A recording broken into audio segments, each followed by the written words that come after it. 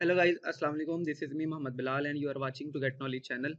तो आज के इस लेक्चर में हम लोग फ्लेक्स बॉक्स के बारे में पढ़ेंगे। ये हमारा बेसिकली सीएसएस सीरीज़ का एक लेक्चर होगा। आपको पता है कि फ्लेक्स बॉक्स ने बहुत ही आसानी पैदा कर दी है, ठीक है। फ्लोट से हमारी जान छुड़वा दी है। पहले हम लोगों ने जब किसी एलिमेंट को एक लाइन में करना होता था तो फ्लोट, लेफ्ट फ्लोट, राइट को यूज़ करते थे, ठीक है। फिर मोस्टली अभी भी लोग क्या करते हैं, ज़्यादातर लोग बूटस्ट्रैप को यूज़ करते हैं, बट ठीक है, बूटस्ट्रैप की एक अपनी वर्थ है, लेकिन फ्लेक्स बॉक्स ने बहुत आसानी क्रिएट कर दी है तमाम बिगनर्स के लिए, प्रोफेशनल्स के लिए। सो दैट्स वाई कि डिस्प्ले फ्लेक्स बॉक्स या डिस्प्ले फ्लेक्स की जो एक प्रॉपर्टी है, इसे हमें अंडरस्टैंड करना होगा। तो आज के इस लेक्चर में हम डिस्प्ले फ्लेक्स को स्टडी करेंगे कि डिस्प्ले फ्लेक्स क्या है, कैसे वर्किंग होती है उसकी। तो आइए शुरू करते हैं। सबसे पहले हमें अपना एक कोड एडिटर को ओपन कर लेना है, लाइक एडिटर को जहाँ पे हमने अपना कोड करना है। तो मेरे पास वीएस कोड भी है, विजुअल स्टूडियो, और सबलाइम भी होगा। तो मैं रिकमेंड यही करूँगा कि आपको जो जिसके ऊपर आपका हाथ सेट है आप उसी के ऊपर काम करें, ठीक है। तो मैं ज़्यादा मोस्टली वीएस कोड पे और सबलाइम पे करता हूँ। तो सबलाइम टेक्स्ट एडिटर को ओपन करूँगा। तो यहाँ पे हमें एक फाइल, ओपन फ़ोल्डर, न्यू एक फ़ोल्डर क्रिएट करना होगा। नहीं, बल्कि मैंने फ़ोल्डर क्रिएट किया हुआ है ऑलरेडी डेस्कटॉप पे, फ्लेक्स बॉक्स के नेम से, ये रहा। इस फ़ोल्डर को मैं ओपन कर लेता हूँ। यहाँ पे मुझे एक न्यू फ़ाइल क्रिएट करनी होगी। ये इतना सारा जो मैं चीज़ें डिस्क्राइब कर रहा हूँ स्टार्टिंग से, ये तो आई नो कि आपको आती हैं, बट फिर भी मैं सेटअप नहीं किया था ऑलरेडी। सो अभी मैं कर रहा हूँ, ठीक है। यहाँ पे अब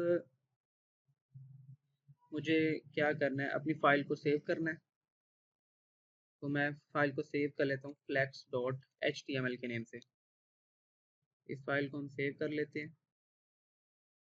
एंड हमने जब सीएसएस की सीरीज़ को स्टार्ट किया था तो तीन चीज़ें पढ़ी थी कि जो हमारी एक पास स्टाइल शीट होती है, लाइक उसको हम कितने मेथड के साथ अपने जो हमारी करंट फाइल होती है उसके साथ यूज़ कर सकते हैं, ठीक है। तो हमारे पास तीन मेथड हैं सीएसएस फाइल को अटैच करने के लिए या यूज़ करने के लिए। अटैच तो एक ही मेथड होती है जो एक्सटर्नल फाइल होती है हमारी, और एक दो मेथड और हैं, इनलाइन और इंटरनल। सो मैं क्या करता हूँ, यहाँ पे एक फ़ाइल ही न्यू क्रिएट कर लेता हूँ, एक्सटर्नल ही लेके चलते हैं उसको, ठीक है। तो मैं यहाँ पे एक फ़ाइल क्रिएट कर लेता हूँ style dot C S S के नेम से। तो मेरे पास एक HTML की फ़ाइल क्रिएट हो गई है और एक CSS की फ़ाइल क्रिएट हो गई है। HTML की फ़ाइल के ऊपर अब अभी हम कोड करेंगे। तो इसको टाइटल का मैं नेम दे देता हूँ flex box properties. And sorry, ये यहाँ पे अभी हमने क्या करना है, फ्लेक्स बॉक्स को स्टडी करना है। सो सबसे पहले मैं आपको बता दूं कि फ्लेक्स बॉक्स को स्टडी करने से पहले हमें किन चीज़ों की ज़रूरत होगी, क्या क्या चीज़ें हैं जो हम लोग फ्लेक्स बॉक्स में पढ़ेंगे। तो मैं एक नोटपैड की फाइल पे वो भी सारा कुछ डिस्क्राइब कर देता हूँ। सबसे पहले हमें समझना होगा फ्लेक्स कंटेनर क्या होता है, ठीक है। आप लोग इस क्लास का नाम कोई भी रख सकते हैं, ठीक है। फिर हम इसके अंदर स्टडी करेंगे या देखेंगे फ्लेक्स डायरेक्शन को, कि फ्लेक्स डायरेक्शन कैसे काम करती हैं, ठीक है। नेक्स्ट हमारे पास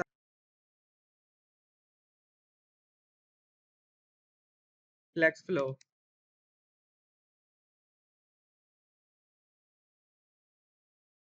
देन हम लोग देखेंगे जस्टिफाई कंटेंट को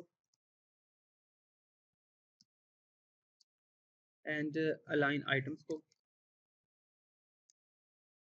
एंड आल्सो अलाइन कंटेंट को। स्पेलिंग्स में अगर कोई मिस्टेक हो जाए तो माफ़ी है। तो ये वो चीज़ें हैं जिनको हम फ्लेक्स बॉक्स को स्टडी करते हुए देखेंगे कि ये क्या कैसे काम करती हैं, इनकी क्या क्या प्रॉपर्टीज़ हैं और बेसिकली फ्लेक्स बॉक्स है क्या, ठीक है। तो आज की इस वीडियो की बिकॉज अगर मैं इन सबको एलिमेंट्स को डिस्क्राइब करूंगा तो वीडियो एक लेंथी हो जाएगी। तो हम जस्ट ये तीन चीज़ें डिस्कस करेंगे, फ्लेक्स डायरेक्शन, फ्लेक्स टैप और फ्लेक्स कंटेनर। तो फ्लेक्स बेसिकली क्या काम करता है कि जो भी हमारे पास डिव्स होती हैं, अगर हमने उनको एक लाइन में लेके आना है उनको, तो हम फ्लेक्स डिस्प्ले फ्लेक्स को यूज़ कर सकते हैं। लाइक हम डिस्प्ले इनलाइन ब्लॉक भी यूज़ करते हैं, डिस्प्ले टेबल भी यूज़ करते हैं, बट डिस्प्ले फ्लेक्स से और भी बहुत ज़्यादा काम हो जाते हैं, ठीक है। तो यहाँ पे मैं एक बनाऊंगा डिव क्लास कंटेनर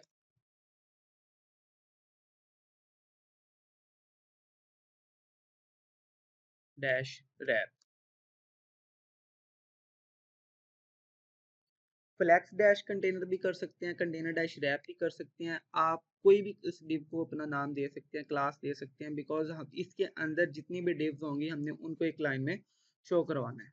सो सबसे पहले मेरे पास एक डिव मैं क्रिएट कर रहा हूँ, उसको मैं क्लास दे रहा हूँ बॉक्स की, और उसी डिव को मैं कॉपी कर रहा हूँ अगेन, और उसको नेम दे, मैं 4 टाइम मल्टीप्लाई कर लेता हूँ, 1 2 3 4, ठीक है। कॉपी पेस्ट कर लिया उसको। अभी हमने जो यहाँ पे फाइल क्रिएट की है, आपको पता है सबसे पहले हम लोग क्या करते हैं, यूनिवर्सल जो हमारा एक सिलेक्टर है उसे यूज़ करेंगे। अपने डॉक्यूमेंट की मार्जिन को 0 पिक्सल करेंगे और पैडिंग को भी।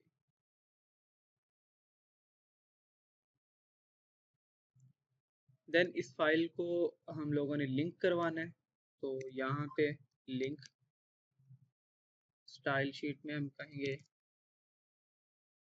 Dot C S S H ref में, सॉरी, ठीक है। ये हमारी फाइल भी सी एस एस की अटैच हो जाएगी। तो ये अब बॉक्स के ऊपर हमें स्टाइल करना है। तो बॉक्स हमारे पास जो होगा वो जनाब उसकी एक हम हाइट डिफाइन कर देते हैं, लाइक वो हो जाएगा 50 px का, और जो हमारे पास उसकी विड्थ होगी वो हम कर लेते हैं कोई round about 100 px, okay. And उसको पैडिंग भी देते हैं बॉक्स को थोड़ी सी, और उसको हम बोल देते हैं जी 10 px की पैडिंग, और मार्जिन भी हम क्रिएट कर देते हैं उसका 10 px का, कि डिफरेंस भी पता हमें चले सारा प्रॉपर। और एक बैकग्राउंड कलर भी देना होगा, बैकग्राउंड डैश कलर, वो हम रेड दे देते हैं। अभी हम अपना जो पेज है उसका व्यू चेक करते हैं क्या आता है, ओपन इन ब्राउज़र। सो ये हमारे पास आ गए हैं, ठीक है। बट ये चेक करें कि मार्जिन नहीं अप्लाई हुआ, बाकी सारी प्रॉपर्टीज इसके ऊपर अप्लाई हो चुकी हैं। अभी मार्जिन क्यों नहीं अप्लाई हुआ वो चेक कर लेते हैं। 10, सॉरी, ये दोनों चीज़ें नहीं अप्लाई हुई, 10 px और ये 10 px, ये मिस्टेक थी, पी नहीं ऐड किया हुआ था। रिफ्रेश किया तो ये हमारे पास 1 2 3 4 बॉक्स आ गए। अब हमने इनको लेके ना एक लाइन में, तो जिस भी एलिमेंट्स को हमने, जिन एलिमेंट्स को एक लाइन में लेके आना है डिव को, तो उनके ऊपर जो रैप की हमने डिव क्रिएट किया है हमने फ्लेक्स बॉक्स, उसको लगाना है, ठीक है। ये कंटेनर डैश रैप की क्लास को मैं करूँगा कॉपी,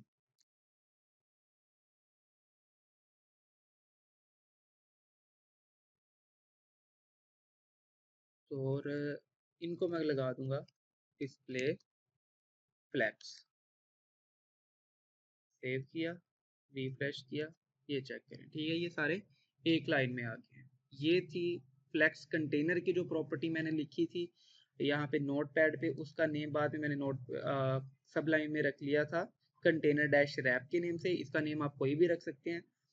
जो भी अब इस क्लास के अंडर हमारे पास डिव्स होंगी, पी टैग्स होंगे, स्पैन टैग होंगे, जो उसके चाइल्ड्स बन रहे होंगे, लाइक इस कंटेनर डैश रैप के जो चाइल्ड्स हो रहे होंगे, अगर तो उसको हमने डिस्प्ले फ्लेक्स लगा दिया तो वो सारे एक लाइन में आ जाएंगे। अभी हम बात यहाँ पे डिस्कस करते हैं फ्लेक्स डायरेक्शन की। तो अगर अब मैं यहाँ पे लगा दूं फ्लेक्स डायरेक्शन, अभी आपको डायरेक्शन का और रिवर्स का नहीं सही तरह पता चलेगा। मैं सॉरी यहाँ पे इनके अंदर कुछ लिख भी देता हूँ, लाइक ए बी सी और डी, और इनको फ़ॉन्ट साइज भी लगा देते हैं बॉक्स को एक, ये हमें आइडिया हो जाएगा। फ़ॉन्ट साइज लगा देता हूँ मैं 20 px, और फ़ॉन्ट वेट लगा देता हूँ 700, ठीक है। ये अब आपको आइडिया हो रहा है कि ये हमारे पास A box B C D. अब हम डिस्कस करेंगे कि फ्लेक्स डायरेक्शन कैसे काम करती है। लाइक ये सारे अब क्या है, फ्लेक्स डायरेक्शन मैं लगाऊंगा तो ये हो जाएगी रो, रो, तो ये ऑलरेडी रो में है तो कोई भी इफेक्ट नहीं आएगा। अब मैं क्या करूंगा, इसको फ्लेक्स डायरेक्शन को लगाता हूँ कॉलम, तो ये मेरे जितने भी लीव्स हैं वो कॉलम में हो जाएंगी, सही है। तो ये थी दो डायरेक्शंस, रो और कॉलम। अगर सम टाइम आपके पास कोई डिव्स आ जाती हैं ब्लॉक लेवल पे और अगर हमने उनको एक लाइन में शो करवाना है तो आप फ्लेक्स की जो डायरेक्शन है वो रो कर सकते हैं, और अगर रो में कोई डिव्स आ रही हैं आपने रिस्पॉन्सिव पे उनको कॉलम्स में शो करवाना है तो आप फ्लेक्स डायरेक्शन कॉलम यूज कर सकते हो। सम टाइम ऐसा सिनेरियो आ जाता है कि हमें जो नीचे डिव्स होती हैं लाइक ये D, C, B, A, हमें ऑर्डर इनका चेंज करना है, तो हम इस पूरी की पूरी फ्लैक्स को अपनी को रिवर्स भी कर सकते हैं अपने ऑब्जेक्ट्स को या डिव्स को। तो यहाँ पे अब हम क्या प्रॉपर्टी लगाएंगे, फ्लेक्स डायरेक्शन कॉलम रिवर्स। ये देखें हमारे क्या हो गया, सारी डिव्स रिवर्स हो गई हैं, D, C, B और A ये रिवर्स हो गया है। इसी तरह ये सारी जो डिव्स हैं ये हमारी रो में भी रिवर्स हो सकती हैं, लाइक रो रिवर्स इफ, ठीक है। ये D, C, B और A ये रिवर्स हो गई हैं और ये लेफ्ट साइड से राइट साइड पे भी मूव कर चुकी हैं। और आई होप अब आपको फ्लेक्स डायरेक्शन की समझ आ गई है, डिस्प्ले फ्लेक्स की समझ आ गई है। अभी एक प्रॉपर्टी है फ्लेक्स रैप की, वो भी हम जल्दी जल्दी स्टडी कर लेते हैं कि वो क्या काम करती है। लाइक अब अगर मेरे पास ये डिव्स बहुत ज़्यादा हों, लाइक यही मैं सेट को कॉपी करता हूँ आपको जस्ट एक एग्जांपल देने के लिए और इनको मैं पेस्ट कर लेता हूँ बहुत ज़्यादा, ठीक है। अभी मार्जिन मेरा ऑटो लगा हुआ है 10 px का, हर डिव को, हर बॉक्स को, टॉप बॉटम लेफ्ट और राइट, इसलिए अभी ये आपको ज़्यादा क्लियर समझ आ जाएगी। Ctrl+Shift+R, और अभी ये जो मेरी डिव थी, बस ठीक है। अभी ये देखिए मेरे पास जितनी भी डिव्स आ रही हैं वो सारी एक लाइन में आ रही हैं। इनको ये चाहिए था कि जैसे ही इनकी विड्थ कम हो रही थी तो इनको लाइन ब्रेक करके ऑटो ही न्यू लाइन में आ जाना चाहिए था, बट ऐसा नहीं हो रहा। तो मुझे यहाँ पे क्या एक क्लास ऐड करनी पड़ेगी, सॉरी प्रॉपर्टी लगानी पड़ेगी, फ्लेक्स डैश रैप रैप।